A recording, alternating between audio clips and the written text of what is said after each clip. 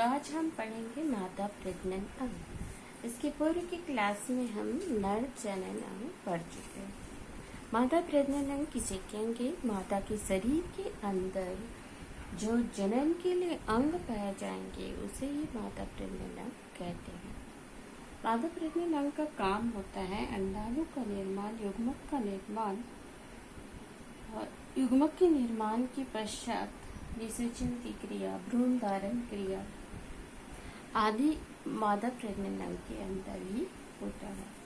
मादा प्रजनन अंग को दो भागों में बांटे हैं, प्राथमिक एवं द्वितीयक। प्राथमिक के अंतर्गत अंडाशय आता है, अंडाशय का काम है। द्वितीयक के अंतर्गत आता है अंडवाहिनी, गर्भाशय, योनि अंग एवं ग्रंथि।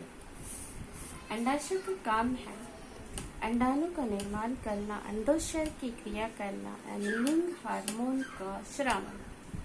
द्वितीय प्रजनन अंग का काम है, पहला है अंडवाहिनी, अंडाणु का संग्रहण, निषेचन। दूसरा है गर्भाशय, इसका काम है भ्रूण धारण।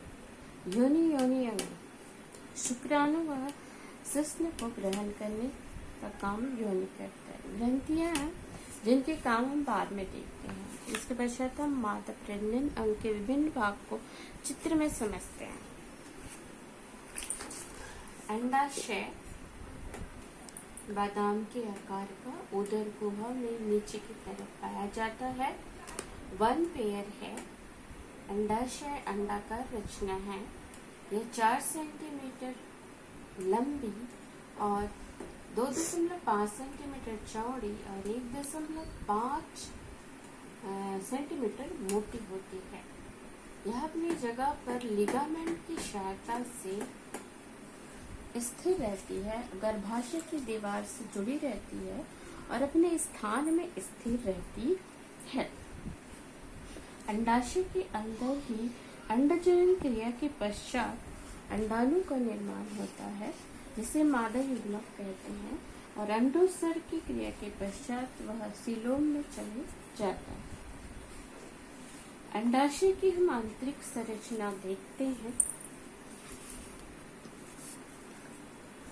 आंतरिक संरचना इस प्रकार दिखाई देती है।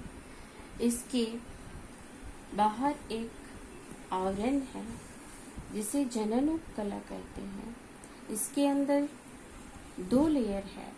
बाहरी लेयर इसका कॉर्टेक्स कहलाता है और भीतरी लेयर इसका मेडुला कहलाता है।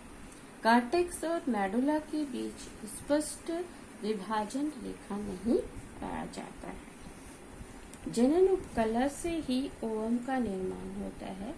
जनन उपकला ही अंतःधस के आदिपुट्टक बनाता है। आदिपुट्टक से प्राथमिक पुट्टक बनता है और प्राथमिक पुट्टक बनने के पश्चात आगे प्राथमिक पुट्टक में ही विभाजन से आगे वेसिकुलर पुट्टक बनता है। उसके पश्चात डिंब पुट्टक बनता है। तो जनन उपकला में पहले आदि पुट्टक, फिर प्राथमिक पुट्टक, फिर वेसिकुलर पुट्टक, उसके पश्चात लास्ट में डिंब पुट्टक का निर्माण होता है। डिंब पुट्टक में ओवम पूर्ण रूप से विकसित हो जाता है। ओवम में रहता है। ओवम के चारों ओर 2 लेयर होता है, जोना पैलोसेटा, जोना ग्रैनुलेशा, और उसके बाहर फॉलिकल्स भी पाया जाते हैं। जो डिंब पुट्टक है उसमें बीच में गुहा भी बन जाता है, जिसे एंट्रम कहते हैं। तो पहली अवस्था आदि पुट्टक, दूसरी प्राथमिक पुट्टक, उसके पश्चात वेसिकुलर पुट्टक, फिर डिंब पुट्टक। अब ओवम पूर्ण विकसित हो जाता है तो अंडाशय की दीवार में आकर के चिपक जाता है। अंडाशय की दीवार फट जाती है और ओवम बाहर निकल जाता है। इस क्रिया को अंडोत्सर्ग कहते हैं।